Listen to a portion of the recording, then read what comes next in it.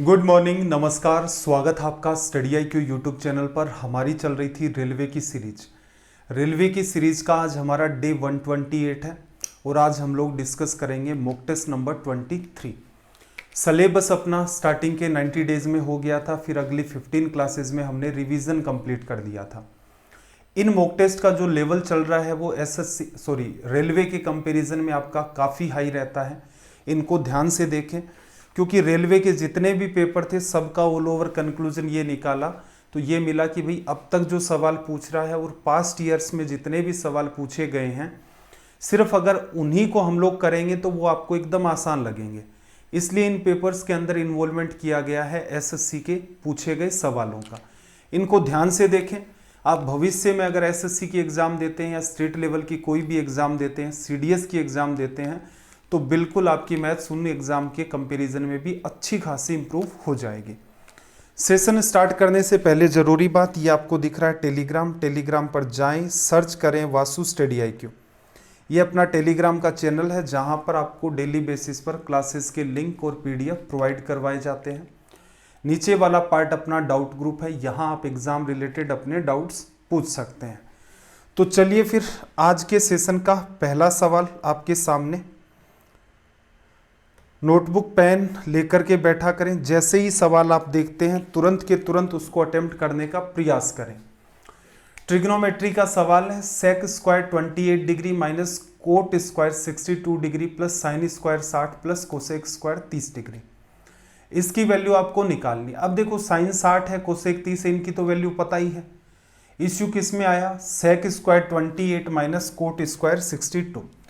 थोड़ा सा बात को अंडरस्टैंड करना, आप चाहें तो कोट 62 को लिख सकते हैं, 90 में से 28 लेस कर दिया तो क्या बनेगा भाई?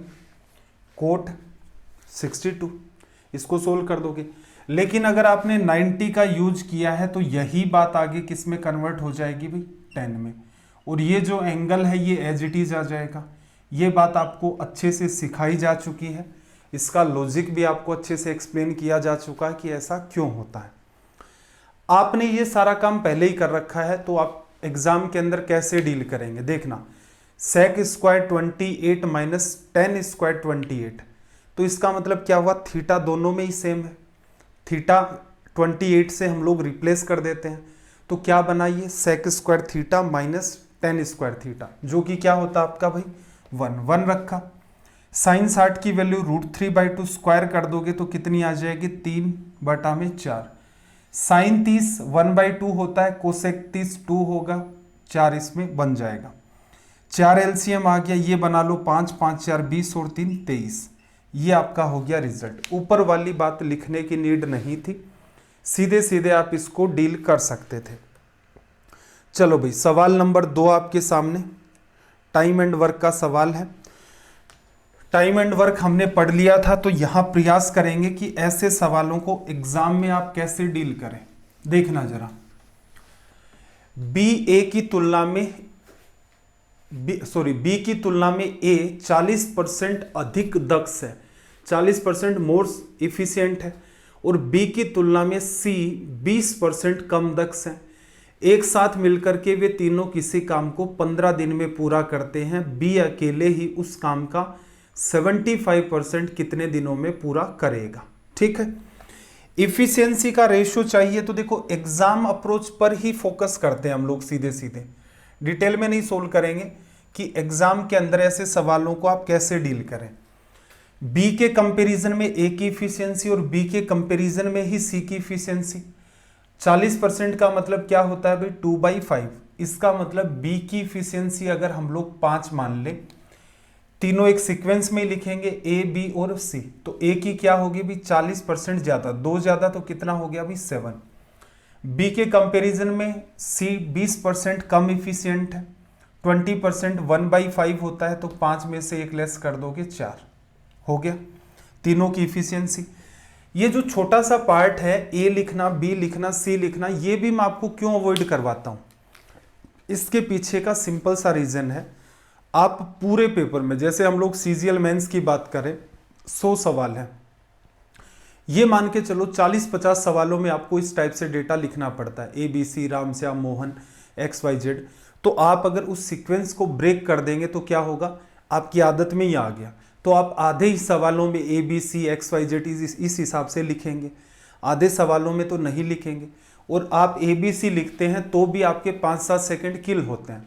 तो आप अपना कॉमन सेंस लगाओ कि आपने 20, 25, 30 सवालों में इस चीज़ को अवॉइड करना सीख लिया, तो आपका टाइम इतना तो बचा कि आप सीजीएल मेंस के एग्जाम में 4 या 5 सवाल एक्स्ट्रा अटेम्प्ट कर ले जाए, संभावना है ना।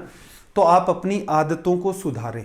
बिल्कुल आप जितना स्कोर अपने नॉलेज के साथ कर रहे हैं, इसी में अगर आप अपनी आदतों को सुधार लें तो आप अपना स्कोर जो है वो 10-15% बढ़ा सकते हैं। तो मेरा भी उद्देश्य ये रहता है कि आपको छोटी छोटी चीज़ों पर काम करवाया जाए, क्योंकि नॉलेज एक टाइम के बाद हर बच्चे के पास होता है। एग्जाम के अंदर सिलेक्शन उसी बच्चे का होता है जिसकी स्पीड ज़्यादा होती है। स्पीड ज़्यादा कैसे होगी भाई, अपनी आदतों को सुधारें, कम से कम लिखें, ज़्यादा से ज़्यादा दिमाग का उपयोग करें। देखो 15 दिन में पूरा काम करते हैं, तो 15 दिन में तीनों की इफिशियंसी 7, 5, 12, 4, 16। इसका क्या करना है, 75%, 3/4। और ये काम करेगा कौन, ये काम करेगा आपका बी। 5 का डिवीजन, 5 3 बार, 4 4 बार, 4 3 12, 3 36। तो एग्जाम में ये सवाल आप सीधे सीधे इसी वे में डील करेंगे तो आपका काफी सारा टाइम बच जाएगा। अगला सवाल अपना क्या है भाई, फाइंड द यूनिट डिजिट। इकाई का अंक आपको निकालना है। यूनिट डिजिट में देखो सिंपल सी बात हमने पढ़ी, जैसे 217 आपको स्टार्टिंग में दे रखा है, इसमें 2 और 1 का यूनिट डिजिट में कोई रोल नहीं है। रोल किसका होगा, सिर्फ और सिर्फ 7 का होगा, क्योंकि 7 की वजह से ही यूनिट डिजिट क्रिएट होगा। फिर हमने दूसरी बात ये पढ़ी थी कि अगर पावर में मामला चल रहा है तो क्या करो, पावर में 4 का डिवीजन करो। रीजन उसका समझा था कि ऐसा क्यों करते हैं, 4 का आपने डिवीजन किया। अगर रिमाइंडर 0 आता है तो पावर 4 सोल्व करनी है। इसके अलावा अगर रिमाइंडर आ गया 1, 2 या 3 तो उसी को सोल्व करना है। 4 का डिवीजन करना है तो भी नंबर के अंदर क्या करो, अंतिम 2 अंकों में 4 का डिवीजन करो। ये भी पढ़ चुके हैं डिविजिबिलिटी में। तो 413 में 4 का भाग नहीं करना था, अंतिम 2 अंक 13 में 4 का भाग किया, रिमाइंडर 1 आ गया। प्लस अगले वाले में क्या है 9, 47 में 4 का डिवीजन किया, 44 तक भाग चला गया, रिमाइंडर 3। फिर देखना 4 24 में भाग जा रहा है तो ये 4 का 4 ही मेंटेन होगा, 12 में भी भाग जा रहा है 2 की पावर 4 मेंटेन होगा। असल में ये चीज आपको वैसे लिखने की नीड थी नहीं। रीजन एग्जाम में आप स्टार्ट यहां से लेते, क्या करते, 7 13 में डिवीजन किया, रिमाइंडर 1 तो ये 7 ही आ गया यूनिट डिजिट। अगले में देखो 9 की पावर 47, रिमाइंडर कितना 3, तो 9 गुणा 9 गुणा 9, 9 9 81, 1 गुणा 9, तो यूनिट डिजिट क्या आ गया 9। फिर देखना जरा 4 की पावर 4 मेंटेन होगा यहाँ पर, 4 गुणा 4 16, 4 4 16, इसकी वजह से 6 6 36, 6 आ गया। 2 की पावर 4 कितना होता है 16, इसकी वजह से भी 6 आ गया। 9 और 7 आपका 16, 6 6 12, 28 की वजह से इस सवाल का यूनिट डिजिट क्या मेंटेन हो गया 8। ठीक है, तो ये छोटे छोटे प्रयास हैं जो आपको करने हैं, यही आपको भीड़ से अलग ले जा सकते हैं। बाकी और कोई तरीका है नहीं जो आपको भीड़ से अलग कर दे। भीड़ का मतलब वही कि अमूमन बच्चे क्या करते हैं, सवाल को सोल्व करना ही ये मान लेते हैं कि उनको मैथ्स आ गई है। नहीं भाई, सवाल लगभग अगर आप 3-4 महीने डेडिकेशन से पढ़े तो आपकी मैथ सुधर जाती है कि आप क्वेश्चंस को तो कर देंगे। इंपॉर्टेंट बात यह है कि आपको एग्जाम के स्तर का बनना है, तो आपको अपनी स्पीड इंप्रूव करनी होगी। और उसी स्पीड इंप्रूवमेंट में सबसे जरूरी बात यह है कि आपको आदत हो कम लिखने की, आपको आदत हो कि आप अनवांटेड कभी भी नहीं लिखेंगे। तो साथ साथ मॉक टेस्ट के अंदर ये सुधार मैं आपसे करवा रहा हूँ, आप इनको शिद्दत के साथ देखा करें, फिर अप्लाई भी करें। जब खुद प्रैक्टिस करते हैं तब भी चीज़ों को अप्लाई करें। जैसे आप ऊपर वाली अनवांटेड एक लाइन लिखते तो एक बात बताओ, 15 सेकंड 20 सेकंड तो आपके वहीं किल हो गए। चलो भाई अगला सवाल देखना जरा, आपका फ्रस्टम का एक सवाल है। क्या कहा, 21 सेंटीमीटर ऊंचाई वाले शंकु के छिन्नक। रेलवे में हमने नहीं पढ़ा था भाई फ्रस्टम को, लेकिन एसएससी के लिए इस चैप्टर को अलग से ही पढ़ाया जा चुका है। ये होता है कोन। अगर आप इसको यहाँ से कट कर दो और इस पार्ट को निकाल ले जाओ साइड में, तो ये जो पार्ट आपको दिख रहा है ये होता है फ्रस्टम, इसे छिन्नक, और कुछ कुछ राइटर इसे बाल्टी भी लिख देते हैं, क्योंकि बाल्टी को ऐसे ही तो लिखा दिखाया जाता है ना, ये आपकी बकेट होती है, इसी को उल्टा कर रखा है। तो ये आपका क्या होता है, फ्रस्टम। चैप्टर पूरा पढ़ना है फ्रस्टम का तो सर्च कर लेना यूट्यूब पर, Vasu sir frustum study IQ, इतने में आपके सामने प्रिज्म, पिरामिड, टेट्राहेड्रॉन, फ्रस्टम, ये सारे वीडियो आ जाएंगे। ठीक है भाई। इसका वॉल्यूम जो है वो लिखा जाता है, वॉल्यूम लिखा जाता है इसका भाई 1/3 पाई इनटू में इसकी हाइट, फिर इसकी ऊपर वाली रेडियस छोटी है स्मॉल r मान ली, नीचे वाली कैपिटल R मान ली, इसकी हाइट ये h थी, तो यहां लिखा जाएगा r² plus r² r into में r। ठीक है, ये सारा काम आपका एग्जाम से बाहर का है, फॉर्मूला याद करना, फ्रस्टम क्या है इस चीज को समझना।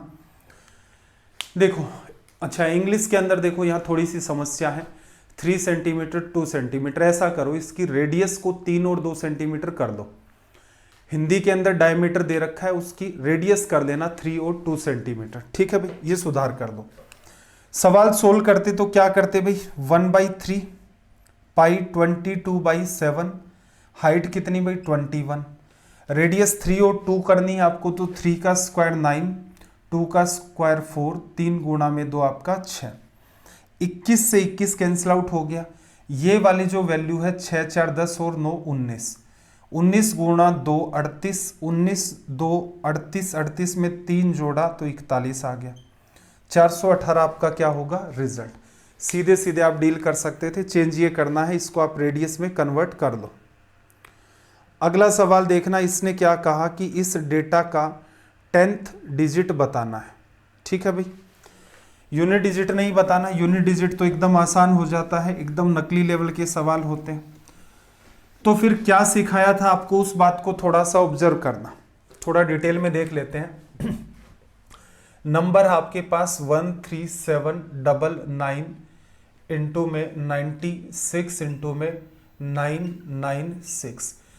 अगर आपको लास्ट के 2 डिजिट निकालने हैं तो इसमें क्या करोगे आप, 100 का भाग, तो आपके सामने निकल के क्या आएंगे कि जब आपने इसका मल्टीप्लाई किया एक बहुत बड़ा नंबर क्रिएट हुआ, उसके लास्ट के 2 डिजिट आपके निकल के आएंगे।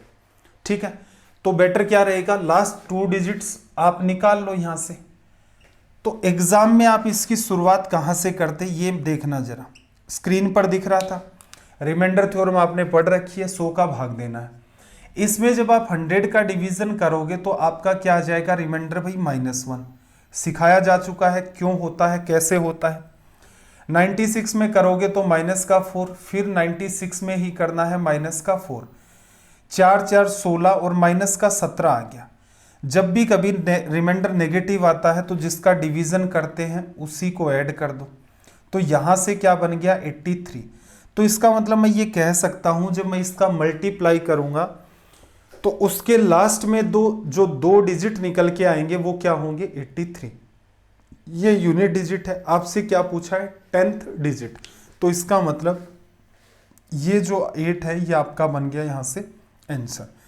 एग्जाम में करने लायक इतनी सी बात थी, ऊपर वाला पार्ट जस्ट अंडरस्टैंडिंग का है, और इन सवालों को सोल्व करने के लिए आपकी रिमाइंडर थ्योरम जो है उस पर कमांड ठीक होनी चाहिए। चलो भाई अगला सवाल देखना जरा, इसने क्या कहा। 2 वस्तुओं में से प्रत्येक को इसने क्या कहा कि 10,005 रुपए में बेचने पर मूल्य पर बेचा जाता है। एक वस्तु पर विक्रेता को 15% का लाभ होता है, दूसरी पर 13% की हानि होती है। विक्रेता को कुल मिलाकर के कितने प्रतिशत लाभ अथवा हानि हुई, दशमलव के 2 स्थानों तक आपको ये करेक्ट फाइंड करना है। ठीक है भाई, देखना जरा, इस केस के अंदर डेटा परसेंटेज में दे रखा है और रिजल्ट भी आपसे परसेंटेज में डिमांड कर रहा है, तो इसका मतलब ये जो वैल्यू दे रखी थी इसका कोई औचित्य नहीं है। एग्जामिनर इसको क्या करता है, थोड़ी सी आसान भाषा में लिखने का प्रयास करता है कि बच्चा 10,005 को काम में ले। ठीक है, अगर वो ये लिख देता 11,973 तो स्टूडेंट सोचता कि यार इसको लास्ट में करेंगे। ठीक है, तो ये फंसाने का तरीका है, इसकी एक्चुअल में नीड नहीं है, क्योंकि सारी चीजें आपको परसेंटेज में दे रखी हैं, परसेंटेज में रिजल्ट पूछ रहा है। तो क्यों ना हम लोग सीपी और एसपी का रेशियो ले ले। पहले केस में 15% लाभ, 5% 1/20 होता है, 15 3/20। इसका मतलब 20 रुपए में अगर आपने आर्टिकल खरीदा है तो आप उसे 23 रुपए में बेच देंगे। दूसरे पर 13% का लॉस, 13 का कुछ बनेगा तो है नहीं, तो 100 रुपए का आर्टिकल आपने कितने में बेच दिया, 87 के अंदर। फिर काम की बात सुनना, इंपॉर्टेंट बात यह है कि दोनों ही केसेस में सेलिंग प्राइस जो है हमारी वो क्या होनी चाहिए, इक्वल होनी चाहिए। यहां पर 23 है, यहां पर 87 है। कुछ कॉमन लग रहा है? कुछ भी कॉमन नहीं लग रहा। 23 की टेबल बोलोगे तो भी बात नहीं बन रही है, ठीक है। कुछ कॉमन है ही नहीं तो क्या करो, इसको ऊपर मल्टीप्लाई कर दो 87 से और इसको क्या कर दो 23 से। इससे फायदा क्या होगा, सेलिंग प्राइस 23 इंटू 87 और 87 इंटू 23 सेम मेंटेन हो गई। चलो भाई टोटल सीपी देख लेते हैं ऐड करके क्या आएगी। 87 इंटू में 2, 1 0, 2 गुणा 7 आपका 14, 16 और 1 17 और यहां से कितनी आ गई भाई 2300 आ गई। इधर मल्टीप्लाई करोगे तो देखना जरा, इसको हम लोग ऐसा कर लेते हैं कि 23 गुणा में 87 प्लस 23 गुणा में 87 तो 23 इंटू 87 इंटू 2, तो मैं क्या करता हूं 2 का मल्टीप्लाई कर दूं इसके साथ, 7 गुणा 2 14, 8 2 16 और 1 आपका 17, 174 आ गया ये वाला। आगे और चलोगे तो ये एडिशन फिर करना पड़ेगा, कैलकुलेटिव है मतलब है सवाल, और डिटेल में करना पड़ेगा मतलब करना ही पड़ेगा। देखना 23 गुणा 4 आपका हो गया 92, 23 गुणा 4 आपका 92, कैरी 9, 23 7, 7 से नहीं कर पा रहे हो, 7 को 20 से किया 140 और 21 161, 9 जोड़ दिया 170, कैरी 17, 23 में 17 जोड़ा तो कितना आ गया भाई 4002। कितने का लॉस हो रहा है, साफ साफ दिख रहा है 38 का, किस पर 4040 पर, प्रतिशत में बदलना है गुणा 100, लॉस हुआ है आपको यहाँ पर।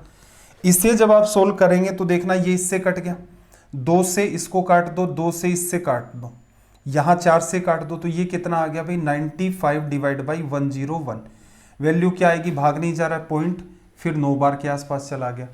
तो इसका मतलब देखो ऑप्शन ए और सी में ही 0.9 की वैल्यू दे रखी है और लॉस आपको होना था, तो इसका मतलब आपका यहां से करेक्ट रिजल्ट क्या आ गया, ऑप्शन ए, ठीक है।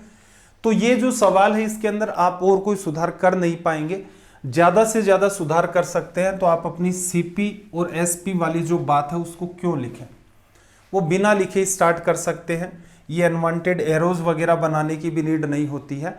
तो सवाल का जो नेचर है वो कैलकुलेटिव है और पॉइंट्स में आ रहा है, इसका मतलब यूनिट डिजिट वगैरह का भी सहारा लोगे तो मामला उलझ सकता है। देखना जरा क्वेश्चन नंबर 7 देखो,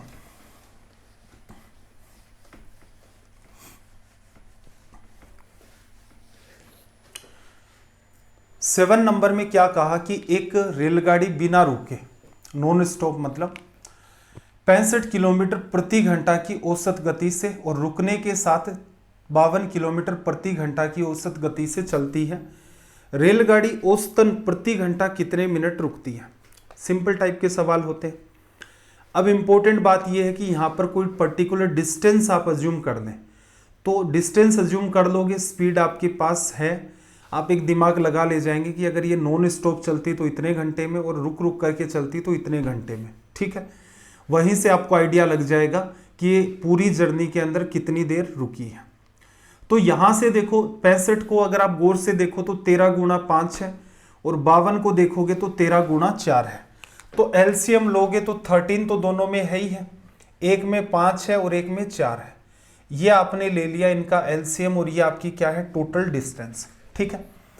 जब ये ट्रेन 65 किलोमीटर पर आवर की स्पीड से जाएगी, 65 किलोमीटर प्रति घंटा की रफ्तार से जाएगी, डिस्टेंस ये है, टाइम कितना लगेगा, डिस्टेंस में स्पीड का डिवीजन, 65 का डिवीजन करोगे 65 से 65 कट गया, इसका मतलब इसे लगेंगे 4 घंटे, ठीक है।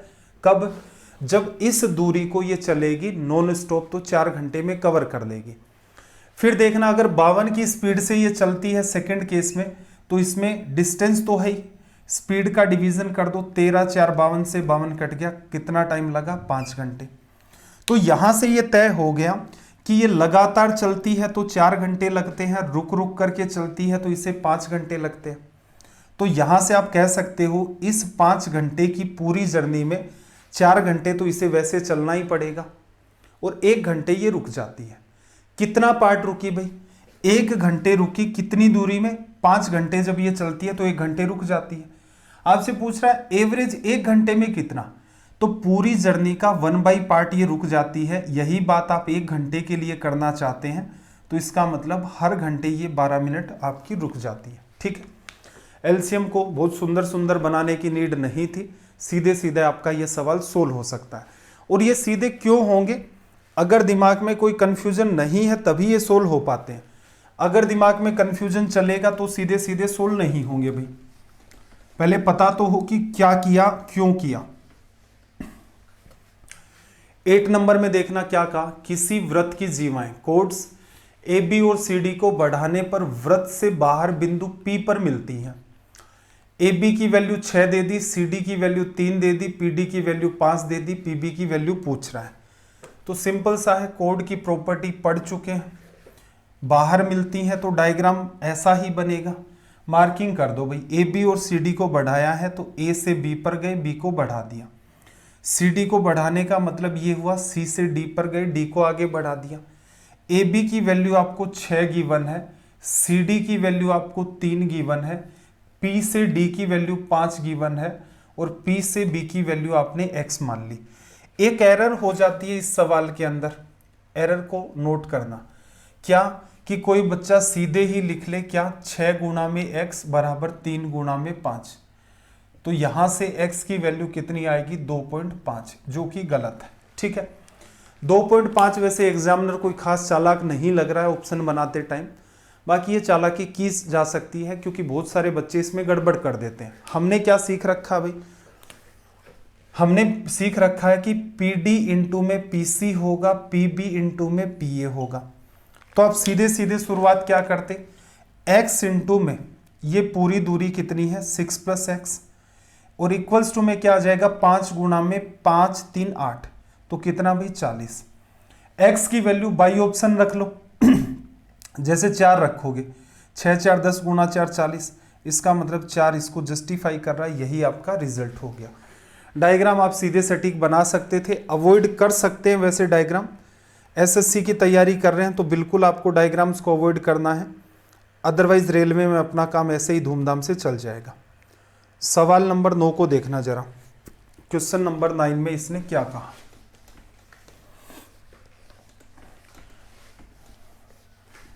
बोर्ड मास का या यूं कह लो सिंप्लीफिकेशन का आपके पास सवाल है, डिटेल में सोल्व करते हैं तो देखना 2.8 है आपके पास, प्लस है, फिर देखो 5.2 माइनस 1.3 इंटू में 2, पहले मल्टीप्लाई करोगे 13 गुणा 2 26, 2.6, 52 में से 26 चला गया, 26 बचा, तो इसका मतलब यहां ब्रैकेट की वैल्यू 2.6 आ गई, माइनस 6 गुणा 3 18 बटा में कितना आ गया भाई आपके पास 8, 6 गुणा 3 डिवीजन में 8 आ गया आपके पास, 2 से काट दोगे 18 9 बन गया, 8 आपका 4 बन गया, प्लस का आपके पास 2 है।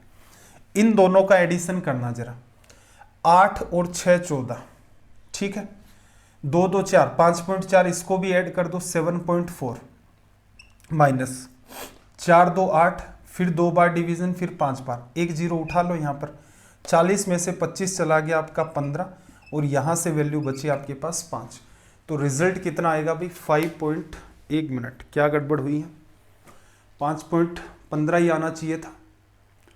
6 गुणा 3 लास्ट वाला क्या साइन है भाई, साइन तो ठीक यूज किया है।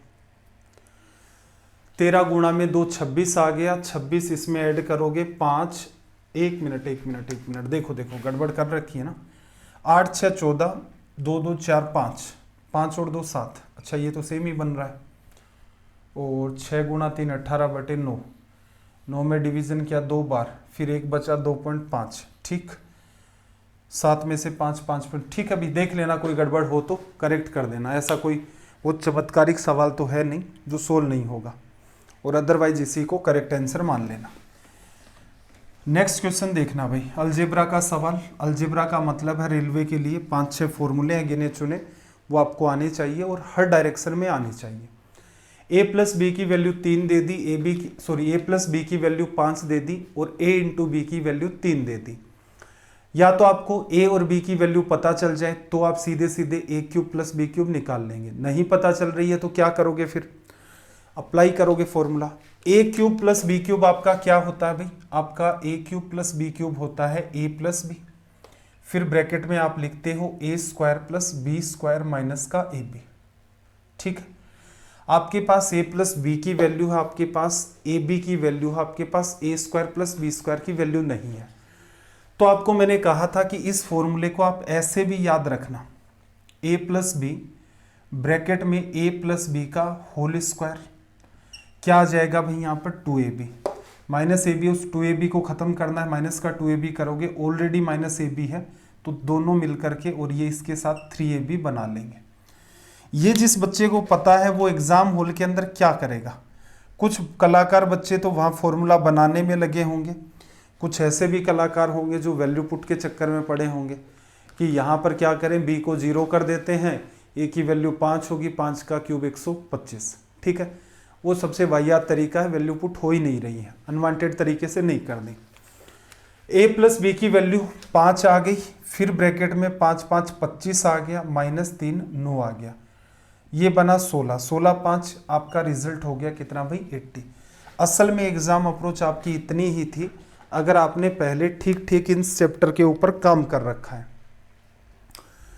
11 नंबर का सवाल देखना भाई, क्वेश्चन नंबर 11। देखो, किसी वस्तु को 15% और 10% के क्रमिक डिस्काउंट पर 657.90 पर बेचा जाता है, वस्तु का अंकित मूल्य क्या है। मार्क प्राइस पूछी है तो क्या करें भाई, इस सवाल में कोई कॉन्सेप्ट तो है ही नहीं, कैलकुलेशन हो सकती है। मार्क प्राइस एक्स मान ली, पहला डिस्काउंट 15%, 15% 3/20 होता है, 20 रुपए के आर्टिकल पर 3 का डिस्काउंट, तो कितने में बेचोगे, एक्स के 17/20 में डिस्काउंट देने के बाद। अगला डिस्काउंट 10% का है तो कितने में बेचोगे, 90%, जो कि होता क्या है 9/10।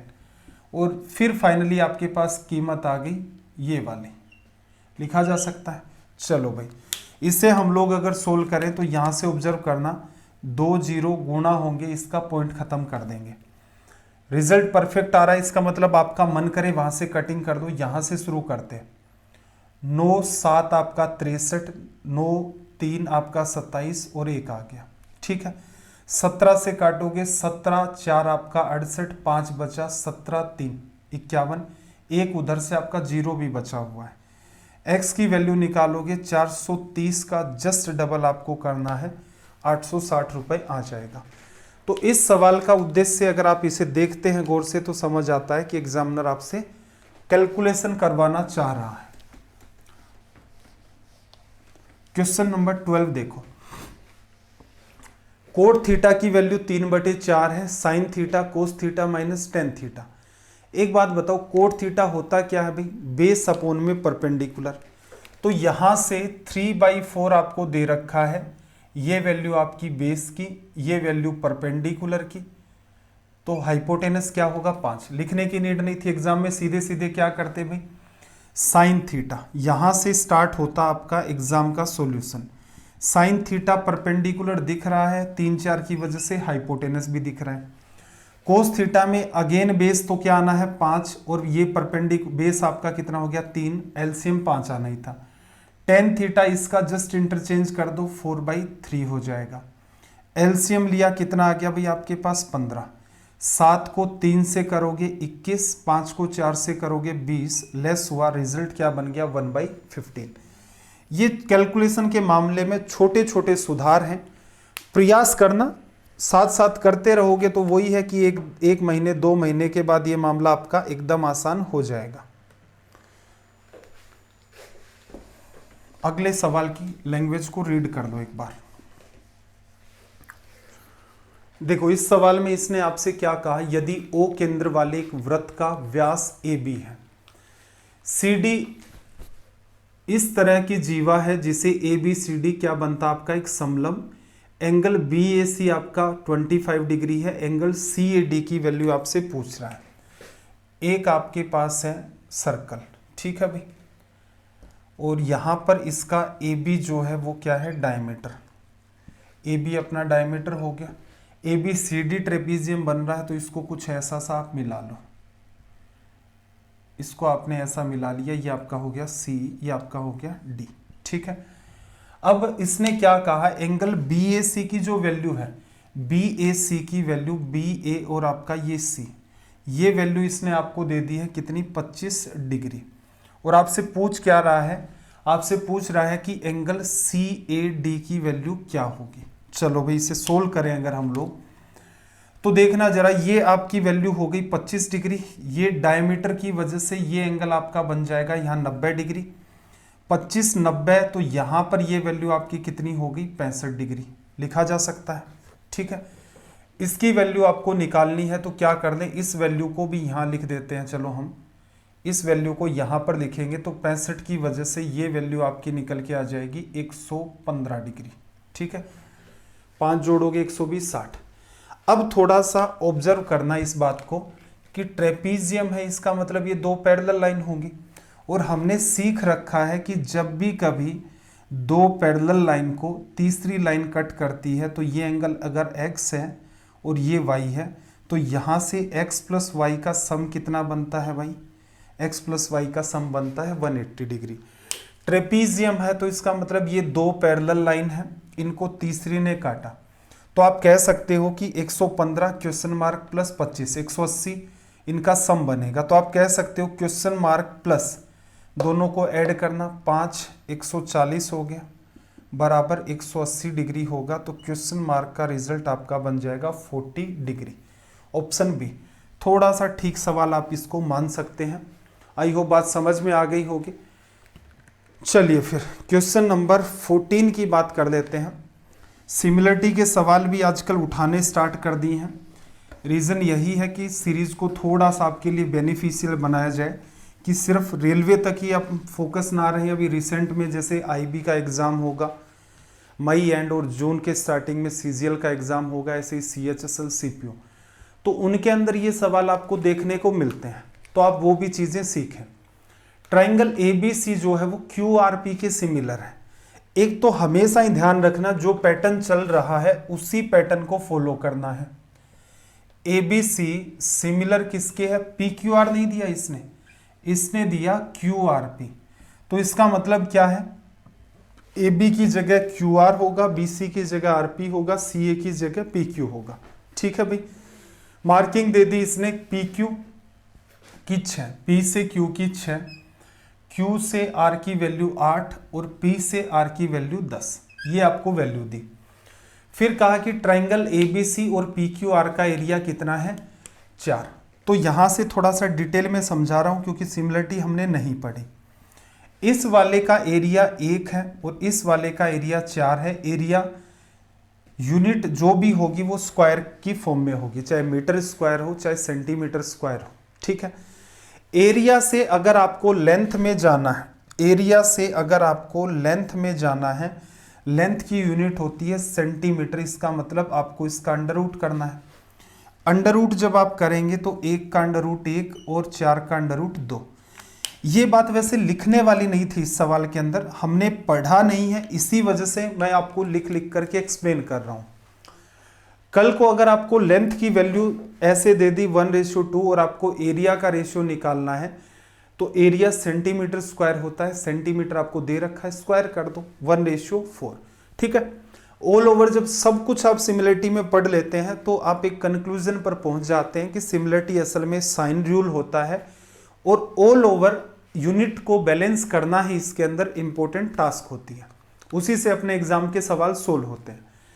ए बी की वैल्यू पूछ रहा है भाई, तो देखना जरा, ये वैल्यू आपकी 2 है, सॉरी ये 2 वैल्यू है, ये 1 हो गई, जस्ट हाफ किया, तो इसका मतलब क्यू आर के कॉम्बिनेशन में ए बी बनेगा, क्योंकि ये स्टार्टिंग में दे चुका है।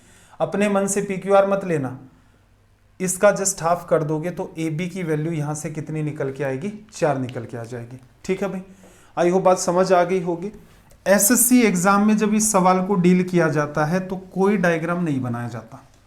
ठीक है, थोड़ा सा एसएससी के हिसाब से अगर मैंने आपको पढ़ा दिया होता तो मैं आपको बताता कि यहां डायग्राम अवॉइड होता है। कैसे, ABC QRP के सिमिलर है। तो जो कॉम्बिनेशन A से B है, AB एक साइड है, वैसे ही उसमें QR है। जैसे इसमें BC लिखोगे तो उसमें RP लिखा हुआ दिख रहा है, इसका A और C मिलाओगे तो उसमें Q और P मिलाओगे। ठीक है, ये साफ साफ दिख रहा है। एरिया का रेशियो ABC और QRP के अंदर 1:4 है, अंडर रूट कर दोगे, लेंथ का रेशियो 1:2 है। AB की वैल्यू चाहिए, AB की वैल्यू ऐसे देखोगे तो रेशियो में 1 है, और AB के पर्सपेक्टिव में क्या लिखा हुआ है, QR ढूंढ लो, 8 लिखा हुआ है, 8 का जस्ट हाफ करना है 4। तो अगर हम लोग सिमिलरिटी पढ़ चुके होते तो ये सवाल सिर्फ और सिर्फ आपका माइंड में सोल्व करने वाला था, कोई तनाव नहीं लेना था इसके अंदर और हो जाता। ठीक है, प्रयास करें, समझ आ जाएगा धीरे धीरे धीरे धीरे। देखो आपका जो नंबर है वो किससे डिविजिबल बताया भाई इसने, 12 से। सवाल को एक बार रीड कर दो, नंबर लिख देता हूं मैं, 517 x 324 डिविजिबल है 12 से, 12 से इसका मतलब 3 गुणा 4 लिख लो। 4 से डिविजिबिलिटी चेक करनी है तो अंतिम 2 अंकों को देखना, बिल्कुल डिविजिबल है। ठीक है, 3 से डिविजिबिलिटी चेक करनी है तो सम करते जाओ, जो जो 3 के मल्टीपल बने उनको हटाते जाओ। ठीक, जैसे 4 2 6 तो और आपका 3 ये हट गया, सब ऐड करते जाओ और 3 का भाग देते जाओ। 5 और 1 6 में भी चला गया, 7 + x है, 7 में 3 का भाग दोगे, रिमाइंडर 1, x का पता नहीं है तो इसका मतलब x + 1 में 3 का भाग जाना चाहिए। x की वैल्यू क्या है, आपसे क्या पूछ रहा है, मिनिमम वैल्यू। मिनिमम वैल्यू आपको 2 रखनी पड़ेगी, तभी जाकर के ये सवाल डिविजिबल बनेगा। चलो भाई सवाल नंबर 16 देखना।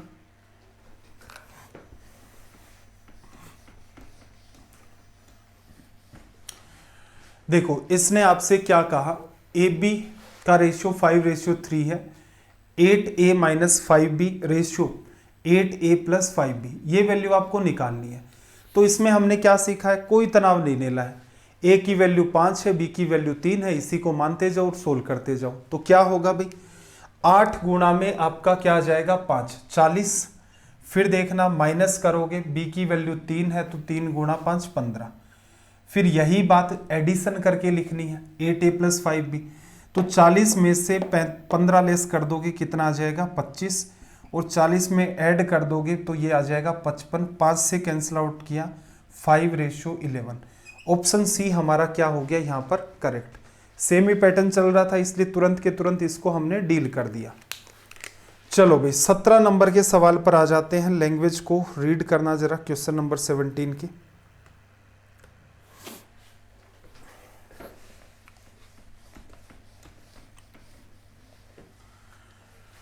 देखो क्या कहा, यदि चीनी के मूल्य में 22% की वृद्धि हो जाती है और कोई व्यक्ति अपने खर्च में केवल 12% की ही वृद्धि करना चाहता है तो उसे खपत में कितने प्रतिशत की कमी करनी होगी। सवाल तो देखो इतना सा है, कोई खास सीन है नहीं। एग्जाम अप्रोच क्या कर लेते हैं हम लोग, सीधे सीधे। चलो पहले तो समझ लो, पहले आदमी 100 रुपए का खर्चा करता था चीनी पर, चीनी की कीमत बढ़ी 22%, तो इसका मतलब अगर आज आप उसको उतनी ही चीनी चाहिए तो पहले जितना पेमेंट कर रहा था उससे 22% ज़्यादा करना होगा। मतलब 100 कर रहा था तो 122 रुपये खर्चा करना पड़ेगा। लेकिन ये आदमी कह रहा है कि भाई मैं 122 नहीं करूँगा, मैं अपना खर्चा बढ़ा सकता हूँ सिर्फ और सिर्फ 12%। इसका मतलब महंगाई बढ़ गई है, तो पहले मैं 100 रुपये खर्च करता था, आज की डेट में 112 खर्च कर सकता हूँ। लेकिन आज की डेट में 122 रुपए दो तो उतनी की उतनी चीनी आए, तो इसने 112 दिए, इसका मतलब 10 रुपए इसने कम दिए। तो 10 रुपए में आज के भाव में जितनी भी चीनी आएगी उसे परसेंटेज में देख लो, 10 के बेसिस पर कमी हुई है 122, 10 की कमी हुई है 122 के बेसिस पर, प्रतिशत में बदलना है, गुणा में 100। सोल्व करोगे, यहाँ पर सोल्व करोगे तो देखना जरा कुछ कट रहा है, ये 5 बार और ये आपका 61 बार, तो 500 में डिवीजन करना है 61 का। 8 बार तो साफ साफ ही दिख रहा है, 8 6 आपका 48, 60 को 8 से करोगे 480, 8 गुणा 1 तो इसका मतलब आपके पास क्या बचा 120। 120 में 61 का डिवीजन लगभग 2 बार जा चुका है। ठीक है, तो यहाँ से ऑप्शन बी हमारा क्या हो गया करेक्ट। ये सवाल एग्जाम में कैसे करते भाई, एग्जाम में सिखा रखा है इस सवालों को। 100 रुपए का खर्चा करता था, महंगाई बढ़ गई 22%, 122 रुपए लगेंगे, तो इसका मतलब 122 के बेसिस पर सब कुछ बताना होता था। आदमी तैयार है कि मैं 112% ज़्यादा बढ़ाकर मतलब 112 रुपये का खर्चा कर दूंगा, लेकिन आपको रुपए चाहिए 122। कितने की कमी? 10 रुपये की। प्रतिशत में बदलना है, गुणा 100। ठीक है, इसे सोल्व करोगे तो देखो 120 12 8 आपका 96, 176 के लगभग आ जाएगा। आगे जो भी कुछ बचा 2 बार के आसपास, मतलब 8 का ऑप्शन ही आपके पास एक है, और वो भी छोटा सा 8.6 तो बड़ा हो जाएगा। ठीक है, या फिर एक बार कट करके 5/61 बना लो, उसके बेसिस पर भी डील कर सकते हो। चलो भाई, सवाल नंबर 18 की तरफ हम लोग मूव कर लेते हैं। क्वेश्चन नंबर 18 में इसने आपसे क्या कहा है?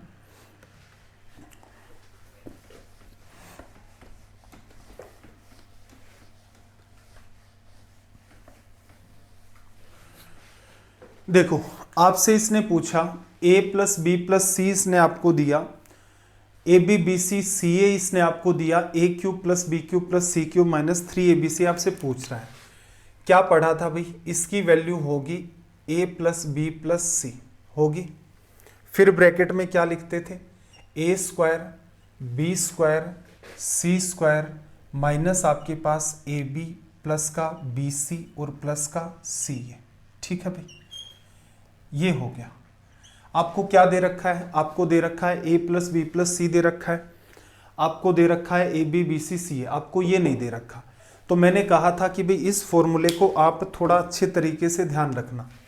अच्छे तरीके से ध्यान रखने का मतलब ये है कि आप ऐसे याद करते a प्लस बी प्लस सी है, इसी की वजह से अगर आप इसको लिखना चाहें तो आप ऐसा कह सकते हैं कि ये a प्लस बी प्लस सी का होल स्क्वायर है। ठीक है, होल स्क्वायर करोगे ये आएगा, ये आएगा, ये आएगा, एक्स्ट्रा क्या आएगा? 2ab bc ca, उसको हटाना है तो माइनस का 2ab bc ca करोगे, और माइनस का ये है तो ये 3 बार हो जाएगा, 3 टाइम ab bc और ca। अब एक बात बताओ, जिस बच्चे को ये बात ध्यान है एग्जाम में, बार बार इसीलिए करता हूं कि आप देख करके ही कम से कम ये कंक्लूजन निकाल ले कि यार ये टीचर ही हर बार ही निकाल के बता देता है। इंपॉर्टेंस है इन चीज़ों की, इसीलिए बार बार करके आपको बता रहा हूं कि नया बच्चा भी अगर देख रहा है सेशन तो भी वो समझ जाए। अगर ये सब कुछ आपका क्लियर है कि ये सवाल के अंदर जो फॉर्मूला काम में लेना है वो ऐसे काम में आएगा, तो a प्लस बी प्लस सी आपका 8, ब्रैकेट में 8 का स्क्वायर आपका 64 माइनस 12 गुणा में 3 आपका 36, इतना ही था। 8 इंटू में करते 36, 8 आपके पास 14 और ये 2 28, 28 आ गया। 28 को 8 से करोगे 64, 8 2 16 और 6 22, 224 आपका रिजल्ट बन जाता है, इतना ही। अगर कमांड नहीं करोगे तो क्या होगा? ये काम आपको एग्जाम हॉल में करना पड़ेगा ऊपर वाला, कि अच्छा ये फॉर्मूला दे रखा है, या फिर एक अनवांटेड दिमाग लगाओगे कि मैं इसमें वैल्यू पुट कर दूं, ये कर दूं, वो कर दूं। ठीक है, वहां से सिर्फ और सिर्फ टाइम ही किल होने हैं, बाकी कुछ होगा नहीं। देखो, इसने कहा कि इफ x इक्वल्स टू में √42 माइनस √42 माइनस √42, और ये पैटर्न चल रहा है इनफाइनाइट तक। रिजल्ट क्या होगा? पता है हर बच्चे को कि 42 जो क्रिएट हुआ है वो किससे हुआ है? 6 × 7 से। इनफाइनाइट तक सीरीज है, अगर सीरीज माइनस में चल रही है तो इसका मतलब इसका आंसर क्या हो जाएगा? 6, जो कि हमारे सवाल का है। अगर ये सीरीज प्लस में चल रही होती, √42 प्लस √42 प्लस प्लस प्लस ये पैटर्न चलता, तो इसका रिजल्ट 7 हो जाता। एक्सप्लेन करने की मेरे ख्याल से नीड है नहीं, नकली सा सवाल है ये। जहाँ थ्योरी करवाई थी वहाँ पर डिटेल में इसको बताया था। चलो भाई, अगला सवाल देखना।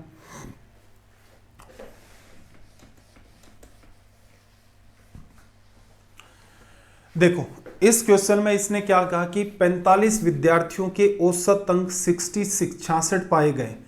45 स्टूडेंट के एवरेज मार्क्स हैं वो 66 हैं। यदि 2 विद्यार्थियों के अंक 82 और 46 के स्थान पर गलती से 28 और 64 लिख दिए गए हैं, तो सही औसत क्या है? सिंपल सा लॉजिक है। टोटल के मेथड से इन सवालों को नहीं करते। टोटल वाले मेथड से अगर इन सवालों को आप करने लग गए तो मामला कैलकुलेटिव हो जाएगा, इसलिए करना ही नहीं है कि 45 गुणा में 66 करोगे, फिर ये 2 विद्यार्थी इनको लेस करना, वो करना। सीधी सटीक बात है, 2 स्टूडेंट के नंबर कितने होने चाहिए थे भी, ये ऐड कर दो। 82 प्लस 46, 80, 40, 120 और 128। इनके मार्क्स होने चाहिए कितने थे? 128। ठीक है, इनको दे कितने दिए भाई? 28 और 64, 60 और 20 आपका 80, 8 4 12, 92 इनको दे दिए। इनको देने कितने थे भाई? 128। कितने का डिफरेंस है भाई? 6 का। 9 और 3 आपका 12। तो ऐसा करें, क्यों दिमाग लगा रहे हैं ज्यादा?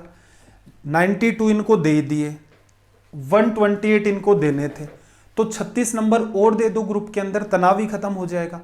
भाई ग्रुप का जितना भी टोटल चल रहा है उसके अंदर 36 नंबर और बढ़ा दो। 92 हटाओगे फिर 128 को रखोगे, तो बेटर ये है 92 ग्रुप में आ चुका है, 128 मेंटेन करना था, तो ग्रुप के अंदर 36 नंबर और भेज दो। ग्रुप का जितना भी टोटल था उसकी वजह से एवरेज मेंटेन था आपका 66। ग्रुप में नए नंबर कितने चले गए भाई? 36। तो आप इधर उधर कलाकारी ना करके इन 36 नंबरों को 45 बच्चों में इक्वली डिस्ट्रीब्यूट कर दो। किससे कट रहा है भाई? 9 से कट रहा है, 4/5। तो इसका मतलब क्या हुआ? हर बच्चे के हिस्से में कितने नंबर आ गए? 0.8। पहले बच्चों का एवरेज कितना था? 66, सबके पास 66 थे। अब हर बच्चे के पास 0.8 और आ गए, तो नया एवरेज बढ़ गया 66.8। ये आपका रिजल्ट हो गया। कोई कैलकुलेशन नहीं है, कोई दिमाग पर तनाव नहीं है, सीधे सीधे सोल्व हो रहा है। ठीक है, आई होप बेस वैल्यू का जो कॉन्सेप्ट है वो आपको अच्छे तरीके से आता होगा। 21 नंबर देखना भाई, नकली सा सवाल है।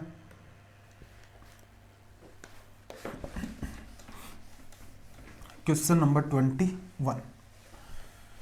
देखो क्या कहा? √x + 1 में √x = में √6।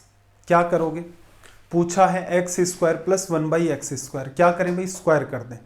स्क्वायर करोगे तो लेफ्ट साइड में क्रिएट होगा x + 1/x, रूट हट जाएगा। राइट साइड में क्या होगा? a² - 2।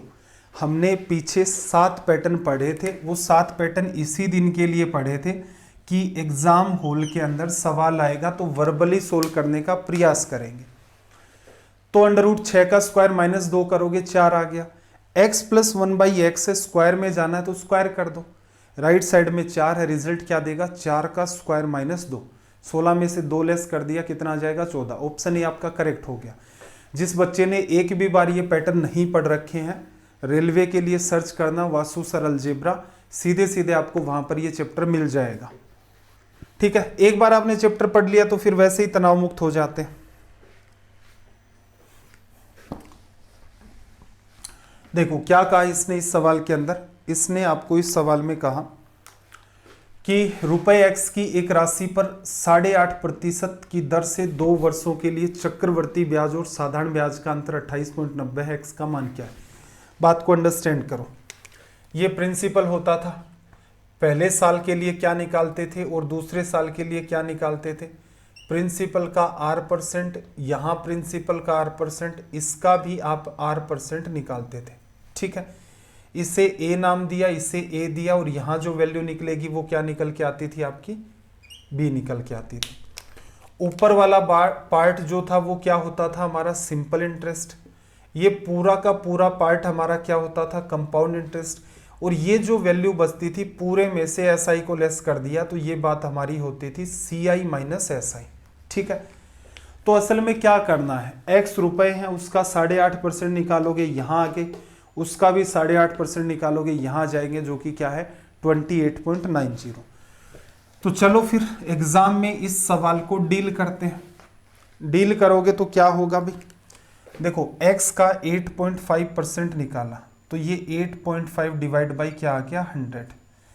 अगेन इसका 8.5% निकाला तो ये आ गया, और इनटू में आपके पास क्या है? 28.90 लिखा जा सकता है।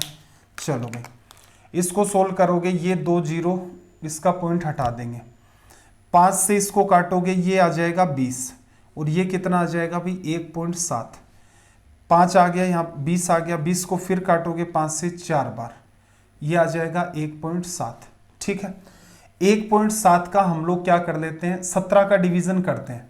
17 का डिवीजन करोगे 0.1, या फिर कंफ्यूजन हो रहा तो ऐसा कर दो, ऊपर और नीचे, सॉरी लेफ्ट साइड और राइट साइड में दोनों में मैंने 10-10 का गुणा किया, मतलब मैंने गुणा कर दिया है 100 का।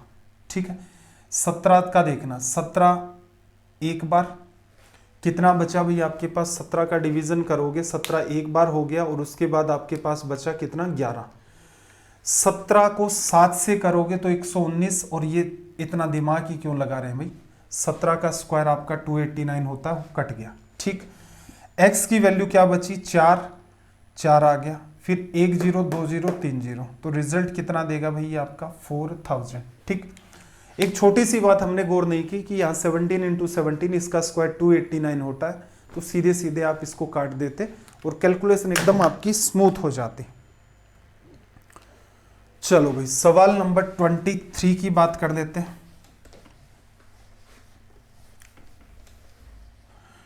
23 में देखना, यदि tan 4 थीटा इक्वल्स टू में कोट 2 थीटा प्लस 30 डिग्री है तो थीटा किसके बराबर होगा। वही पैटर्न एक सिंपल सा हमने ट्रिग्नोमेट्री के अंदर पढ़ा था, जिसमें हमने देखा था कि tan a बराबर कोट b, tan थीटा की वैल्यू कोई कोट के अंदर कोई दूसरी थीटा की वैल्यू के इक्वल कब हो सकती है, या फिर लिख देता हूं मैं, हमने वहां पर एक टेबल बनाई थी और ये देखा था कि tan a बराबर आपका क्या होता था, कोट b। ऐसा तभी संभव है जब आपके पास a और b का सम कितना हो भाई, 90 डिग्री। ठीक, तो इसका मतलब tan के साथ क्या है 4 थीटा और कोट के साथ क्या है 2 थीटा प्लस 30 डिग्री, सभी को जोड़ोगे तो सम कितना आना चाहिए, 90 डिग्री। थीटा की वैल्यू चाहिए, देखो 40, 4 थीटा और 2 थीटा, 6 थीटा आपका आ गया, इधर से 60 डिग्री, 30 लेस होगा, थीटा की वैल्यू कितनी आ गई यहाँ से 10 डिग्री। सवाल इतना नकली था, इसे आप माइंड में डील कर सकते हैं। ठीक है भाई, इसके बाद आपका एक अगला सवाल है, स्क्रीनशॉट ले लो भाई इस सवाल का, सिर्फ और सिर्फ ये कैलकुलेटिव नेचर का सवाल है, एसएससी के प्रीवियस ईयर पेपर से उठा करके लाया गया है, इसको एक बार ट्राई करना। कम से कम अगर 10 बच्चे ये बात कह देते हैं कि सर हमसे सोल्व नहीं हुआ, मेरी बात को मार्क कर लेना, 10 नीचे अगर ऐसे कमेंट आ जाते हैं अलग अलग बच्चों के कि सर ये हमसे सोल्व नहीं हुआ, अगले सेशन में इसको सोल्व करवा देंगे, और 10 भी कमेंट नहीं आते हैं, तो इसका मतलब मैं ये मानूंगा कि लगभग 24 घंटे में वही 2,500-3 हज़ार बच्चे देख लेते हैं, तो उनके अंदर 8-10 बच्चों की कन्फ्यूजन आए, इसका मतलब कोई ना कोई गड़बड़ है, उन्होंने ही पढ़ाई लिखाई नहीं की होगी। ठीक है भाई, इसका आप स्क्रीनशॉट ले लेना। आज का सेशन बहुत ज़्यादा लंबा नहीं हो पाया, मेरा अनुमान था कि थोड़ा ये लंबा खिंच जाएगा, लेकिन नहीं खींचा, चलो कोई बात नहीं, कभी कभी सेशन थोड़े बहुत छोटे भी चल जाते हैं। ये अपना टेलीग्राम का चैनल है, तो इसको आप ज़रूर ज्वाइन करके रखें, क्योंकि इन फ्यूचर जो भी एग्ज़ाम्स के नोटिफिकेशन वगैरह आएंगे, हम लोग इनकी इन्फॉर्मेशन आपको तुरंत के तुरंत यहाँ प्रोवाइड करवा देते हैं। नीचे वाला पार्ट है आपका डाउट ग्रुप, यहाँ आप एग्ज़ाम रिलेटेड अपने जितने भी डाउट्स हैं उनको पूछ सकते हैं। मुझे मैसेज करना चाहते हैं तो इंस्टाग्राम के ऊपर आप मुझे मैसेज कर सकते हैं, यहीं पर आप सर्च करेंगे तो इंस्टाग्राम का भी आपको इसके अंदर लिंक मिल जाएगा। ठीक है भाई, सेशन कैसे लगते हैं एटलीस्ट कमेंट करके ज़रूर बताया करें। एक कमेंट और भी करना है कि आगे हम लोग प्लान कर रहे हैं या तो सीजीएल के लिए मॉक टेस्ट लाएं या आईबी के लिए लाएं, या दोनों को कंबाइंड सा ही कर दें। कंबाइंड हो भी जाएगा वैसे, चाहे सीजीएल का हो चाहे आईबी का हो, फिर भी एक बार अपनी जो भी राय है मॉक टेस्ट चलाने से लेकर के एक बार आप कमेंट सेक्शन में ज़रूर बताएं। ठीक है, चलिए कोई सजेशन है तो रख सकते हैं। आपका दिन रात सब मंगलमय हो, मिलते हैं अगली क्लास में। जय हिंद, जय भारत।